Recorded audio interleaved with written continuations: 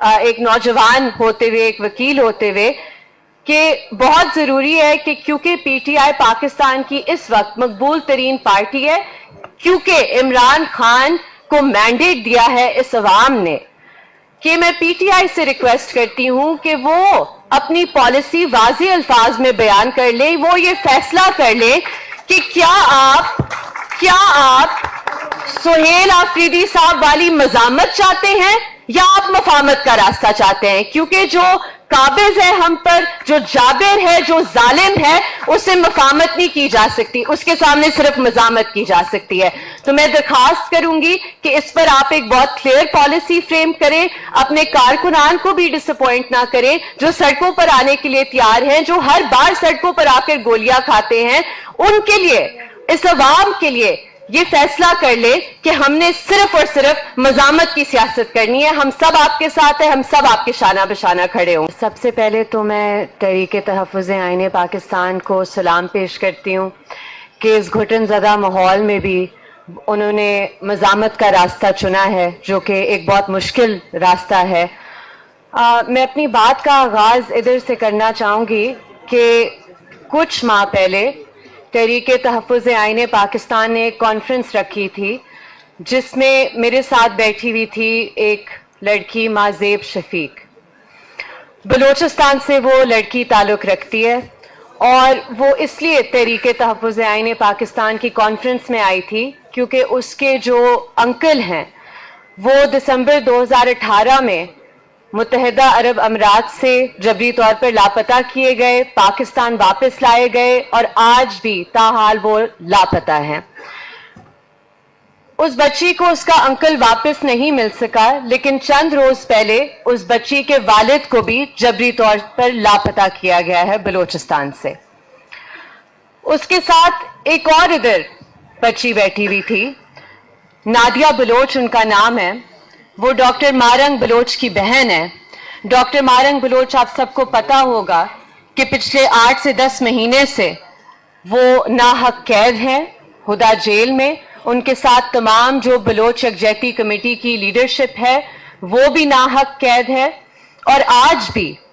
South Waziristan کی آواز علی وزیر بھی پابند سلاسل ہے. میں یہ بات کرنا ضروری سمجھتی ہوں کہ میں خود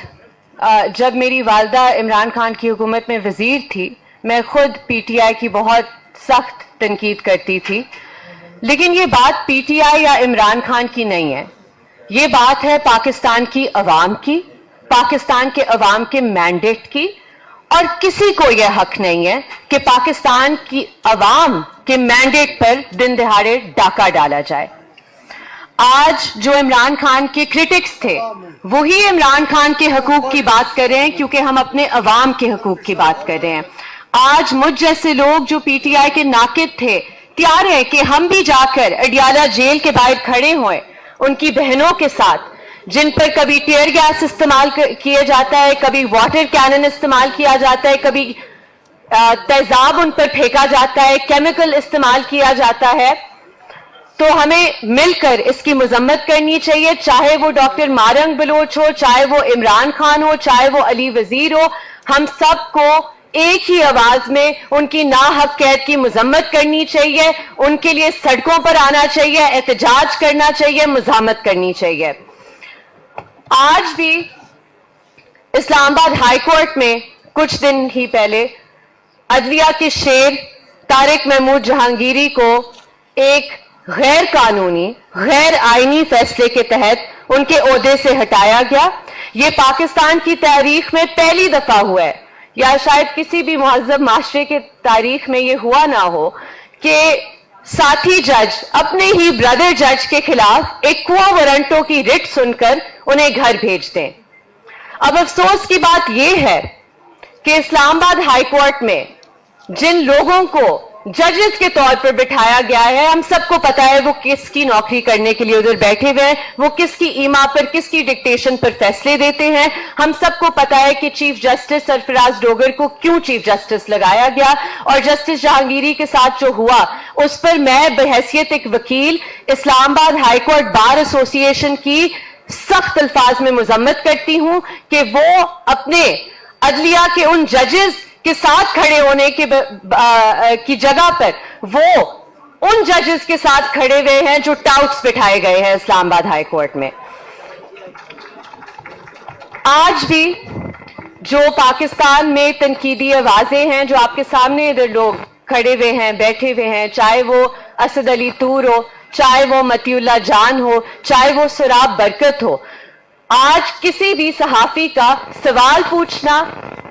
किसी का एहतसाब मांगना ये जुर्म बन चुका है। आप अगर कोई सच्ची बात करेंगे तो आपके खिलाफ पीका का पर्चा होगा, आपको एक शहर से दूसरे शहर पूरा पाकिस्तान का टूर करवाया जाएगा, पूरी पाकिस्तान की जेलों में रखा जाएगा। क्यों? क्योंकि आप तनकीद करते हैं, आप सच बोलते हैं। सच बोलना इस मुल्क में जुर्म बन चुका है। आज भी 27वीं और जो 26वीं तरमीम है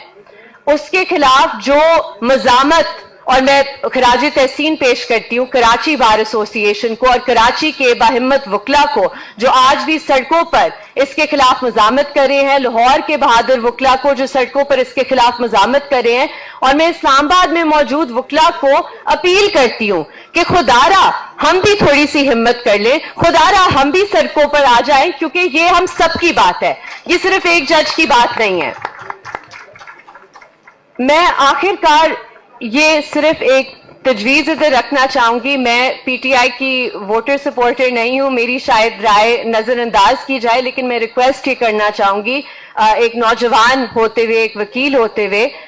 कि बहुत जरूरी है कि क्योंकि पीटीआई पाकिस्तान की इस वक्त मकबूल तरीन पार्टी है, क्योंकि इमरान खान को मैंडेट दिया है इस अवाम ने,